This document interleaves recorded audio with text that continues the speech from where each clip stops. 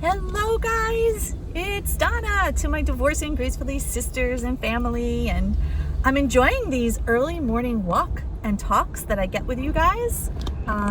Just came back from the beach taking Casey for her walk, and I am also feeling detoxified and wonderful myself. And one of the things that I strongly recommend is if you have a soul fracture from a divorce, relationship breakup, or there's still pieces, you've been divorced for a while and there's still pieces of that emotion that are lodged deep down inside, is getting outside. And I don't know if you guys have heard of grounding, but grounding is where you come in contact with the earth and you use the earth's electromagnetic field and energy and force field to detoxify, to ground you, and to put you in a place of peace. And for me, it works wonders. So I highly recommend it for you as well.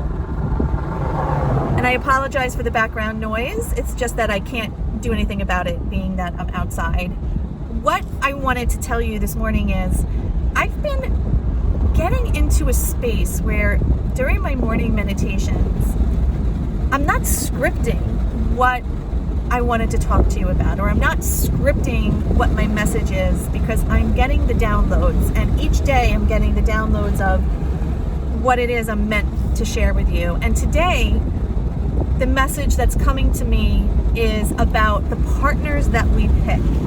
So if you're a successful woman and you have the ability to earn a great income and you're running your household, so you're giving more than you're receiving, right? And you're giving more in each area. So you're giving more financially, you're giving more emotionally, you're giving more time, you're giving more energy, and the partner you're picking isn't, or that may have been the partner that you left or that you are divorced from now. When you're out and you're right now dating or looking to attract your true ideal partner, you don't want to attract that same type of energetic balance, right? You want to attract a partner who is equal to you, if not has more energy. The way that I look at a relationship is that it's collaborative, right? That there's going to be times where you're going to be adding to the relationship. There's going to be times where he's adding to the relationship. But when you look on average and you look over time, you both are collaboratively feeding the relationship. That there's not one person that's taking on all of the responsibility and a lot of the role of keeping that relationship afloat. So as a successful woman, and if you are and have that experience of attracting men who may not step it up the way that you need them to, this is your opportunity to do the work on yourself. Now, the good news is that you can attract that partner and attract a wonderful man in your life who will not only step it up and bring in his best self, so together this relationship could be amazing for the both of you, but it also gives you the opportunity to step into the woman who you truly know who you are. Because if you're a woman who is stepping up in the world, you need the right spouse to give you the space to do that. You see, the right man and the right partner is like what I would say, a garden for you. When you're with the right person, this man is the garden for you to activate, and it's the garden for you to allow your roots to leave the container, to grow deep, to grow wide, that you could expand in the world. You could step into the career that you know you want without any guilt or shame or having to worry about how you're going to manage that and the partnership, the emotional side of it. It's the ability for you that as you're growing and expanding, you're going to hit the wall, and there's going to be things that are going to be difficult for you, but he's going to be the place that's the soft place for you to land. And you're going to do the same for him, right? Because when you are activated and you're growing in your soul and you feel so safe and you feel comfortable, you're going to be able to have energy left to give him in order for him to be his best self, and in order to lead himself, to lead the relationship, to lead in his role, where then together you have two people who are entering into a beautiful collaborative partnership. So what I want you to think about in the messaging in today's message is, as a woman, who is the man that you would like to bring into your life as your partner?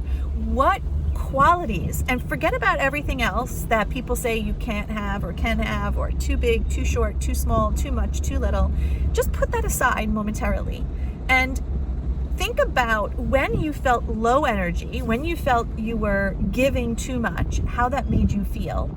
And then take a moment to reflect back what that looked like what energy were you giving? Was it you were working so hard? Was it financial energy? Was it emotional energy? Was it spiritual energy?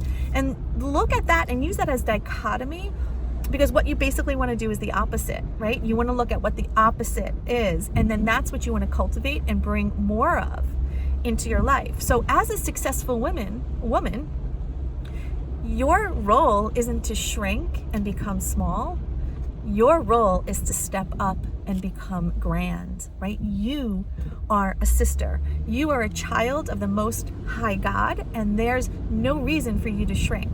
Now, here's where the struggle can happen, is that if you go out too soon and you use the same thinking that got you into your last relationship and out of your last relationship, and you apply that same thinking to this current relationship where you're going, well, I think you could pretty much guess what those results will be. You pretty much are going to copy and duplicate what you've experienced in the past. It just will be with a different person.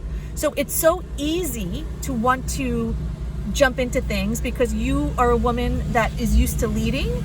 And if you're leading, you're just going to say, I'm going to do it my way and I'm ready to go. And you're moving forward and you're just going to sort of take the world by storm, which is wonderful.